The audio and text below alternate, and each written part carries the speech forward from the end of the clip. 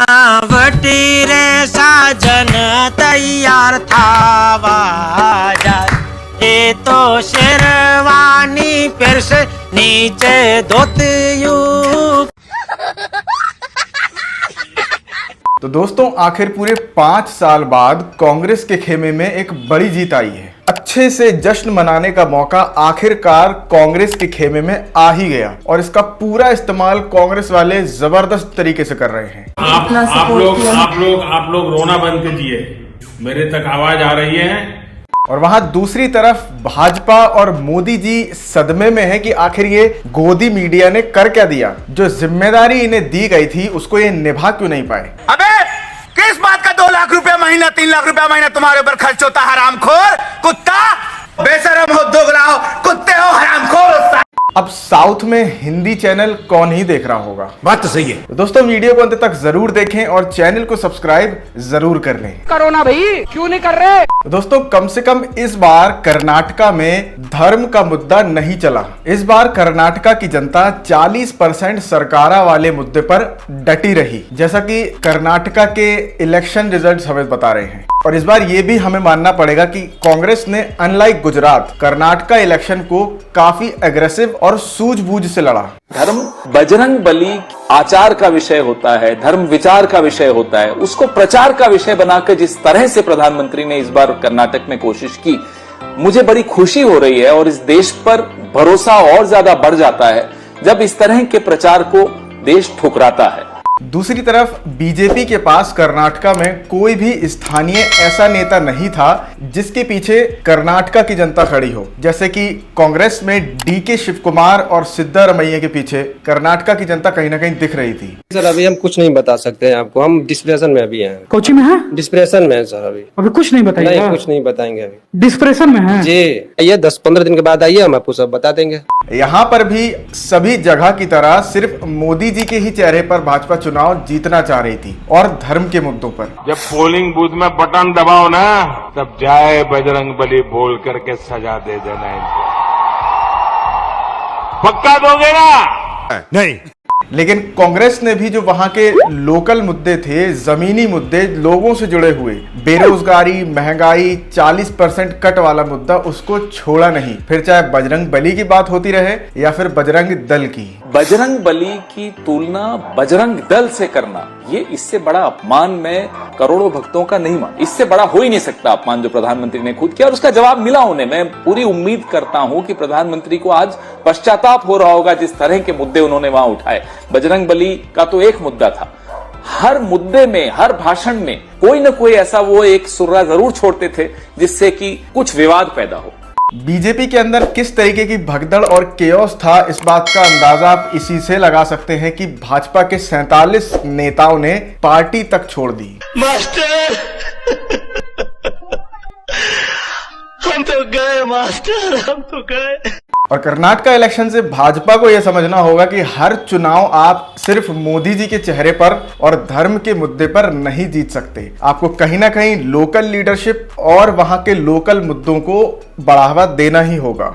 बाकी इस बात को हमारे सुधीर भैया तो अच्छे से एक्सप्लेन कर ही रहे हैं। ये 3 सबसे बड़े रीजन है बीजेपी को जो वोट मिल रहे हैं। मोदी का नाम, वो वोटर जो पारंपरिक रूप से बीजेपी के वोटर हैं, बीजेपी की विचारधारा में यकीन करते हैं, नंबर 2। और तीसरे वो वोटर जो बीजेपी के उम्मीदवार को पसंद करते हैं कि हमें इस उम्मीदवार को ही वोट देना है। सिर्फ सुधीर भैया ही नहीं, पूरा गोदी गैंग लग पड़ा है अपने अपने काम में। आप जानते हैं वो ग्रेटर बेंगलुरु रीजन है जिसमें भाई साहब कुछ ज्यादा नहीं हो गया, मतलब कुछ भी। कुछ ने तो चुनाव रिजल्ट के पहले ही ये घोषित कर दिया था कि मोदी जी ने धो डाला। आई एम सॉरी बाबू। ये जो 60-65 सीट भाजपा की आई हैं, वो तब आई हैं जब मोदी जी ने अंत के दिनों में कर्नाटका में एग्रेसिव कैंपेन किया। न सिर्फ एग्रेसिव कैंपेन किया, उसको धर्म के मुद्दे से भी जोड़ा। उसके बाद ये 60-65 सीटें आई हैं। मुझे भी सरप्राइज है। लेकिन कुछ गोदी चैनलों ने तो चुनाव के पहले ही ये घोषित कर दिया था कि मोदी जी ने कर्नाटका का गेम बदल दिया है। लेकिन इस बार कांग्रेस पार्टी ने इन सभी चीजों के जवाब में जो एक प्लान था, रणनीति थी, वो बहुत अच्छे से तैयार करी थी। यहां तक कि जो बीजेपी आईटी सेल काम कर रही थी, उसके जवाब में कांग्रेस ने अपना सोशल मीडिया कैंपेन भी बहुत अच्छे तरीके से मैनेज किया। हम तो बोलेंगे जय बजरंग बली, तोड़ दे भ्रष्टाचार की नली, हम बोलेंगे। जैसा कि गुजरात में उन्होंने कुछ किया ही नहीं था, सीधा सिंपल वॉक ओवर दे दिया था बीजेपी को। जिस तरीके से हिमाचल प्रदेश में कांग्रेस ने वहां के लोकल मुद्दों पर जोर रखा और चुनाव जीता, वैसा ही कर्नाटका में भी किया। वहां के लोकल और जमीनी जो मुद्दे थे उन पर ही डटी रही, धर्म का शॉर्टकट उन्होंने नहीं लिया।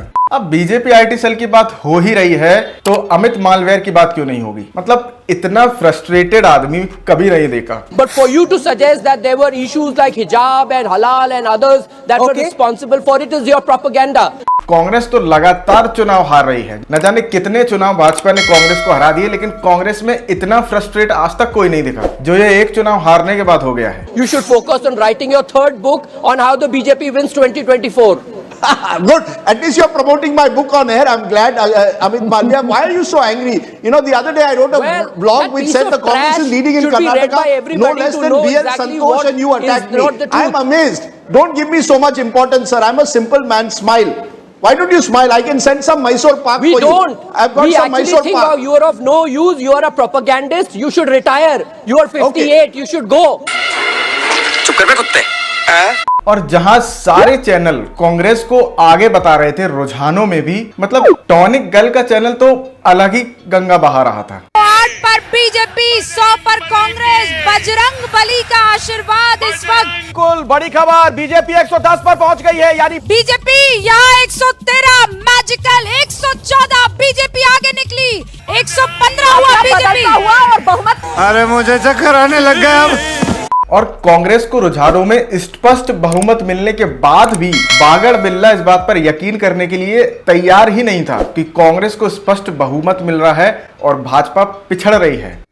I just need to tell you the overall picture is still very much open, and I think we must be humble enough to admit right now, this is not a Congress sweep election. This is a hard fought BJP election against very hard anti-incumbency, and I think right now it's very open. कोई बात नहीं, हम तो चूतिए हैं। मतलब अब तो जब भी भाजपा कोई सा भी चुनाव हारती है ना, तो इस बात की खुशी तो क्या ही होगी कि लोकतंत्र बच रहा है और नफरत कम हो रही है। इस बात का ज्यादा मजा आता है कि गोदी मीडिया का रिएक्शन क्या होगा। कर्नाटका इलेक्शन में भारत जोड़ो यात्रा का भी काफी असर दिखा। भारत जोड़ो यात्रा ने कर्नाटका में 21 दिन निकाले थे और काफी अच्छा जन समर्थन उस समय भारत जोड़ो यात्रा को कर्नाटका में मिला था। जिन जिलों से भारत जोड़ो यात्रा निकली थी वहां पर कांग्रेस का 75% का रहा। एक भी सीट उन जिलों से, जिन जिलों से भारत जोड़ो यात्रा निकली थी, उनमें से किसी भी जिले में भाजपा ने सीट नहीं जीती है।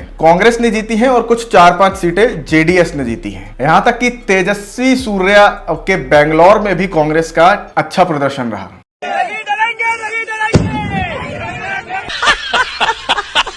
और दोस्तों, इन कर्नाटका इलेक्शंस में एक मदर ऑफ कोइंसिडेंस भी हुआ। कांग्रेस के स्टेट चीफ डीके शिव कुमार ने ये जनवरी में ही भारत जोड़ो यात्रा के समय ही प्रेडिक्ट कर दिया था कि कांग्रेस की 136 सीटें आएंगी और कांग्रेस की 136 ही सीटें आई हैं। And he has given me a number which he is saying that Congress will get in upcoming Karnataka Assembly elections. What is the number, sir? 136। मतलब मदर्स डे वाले दिन ये मदर ऑफ कोइंसिडेंस तो क्या ही बात है। और इन 136 सीटों ने गोदी गैंग का जो हाल किया है ना, कल से बस वही देख के मजा आ रहा है। सुधीर से लेके टॉनिक गर्ल से लेके गुल्लू से लेके बागड़ बिल्ले से लेके कौवे से लेके सब लोग, क्या क्या नाम है, सब के सब बस मातम ही मना रहे हैं। सब के सब बस ऊपर से कांग्रेस की तारीफ कर रहे हैं लेकिन अंदर से खुद को कोड़े ही मार रहे हैं। आर पार का बेहद स्पेशल एडिशन। आज लोकतंत्र की जीत हुई है, आज ईवीएम की जीत हुई है, क्योंकि आज कर्नाटक में कांग्रेस की जीत हुई है। और ये जीत और जो परफॉर्मेंस बीजेपी की इस कर्नाटका इलेक्शन में आई है उसको सराहने में भी कोई कसर नहीं छोड़ रहे हैं।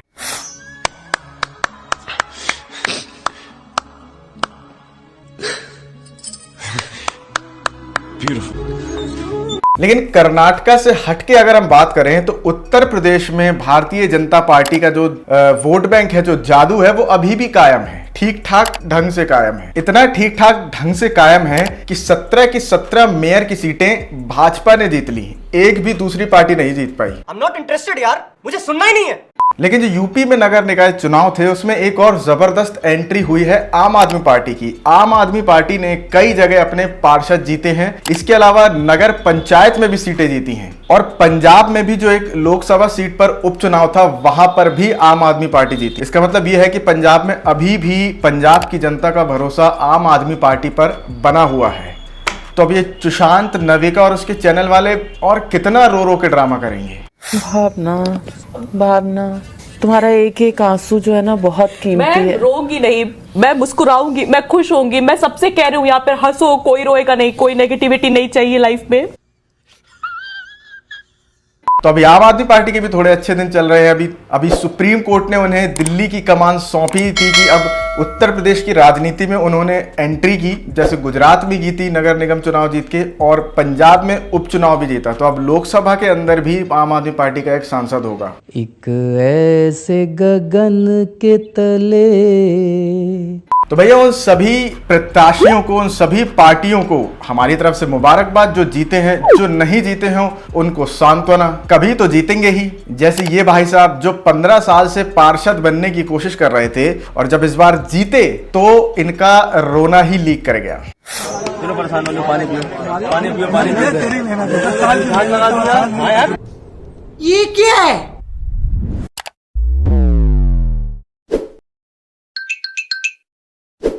दोस्तों आज के लिए इतना ही, मिलते हैं आपसे अगली वीडियो में। तब तक के लिए जय हिंद, जय भारत। वीडियो पसंद आई हो तो वीडियो को लाइक करें, शेयर करें और चैनल को सब्सक्राइब जरूर कर लें।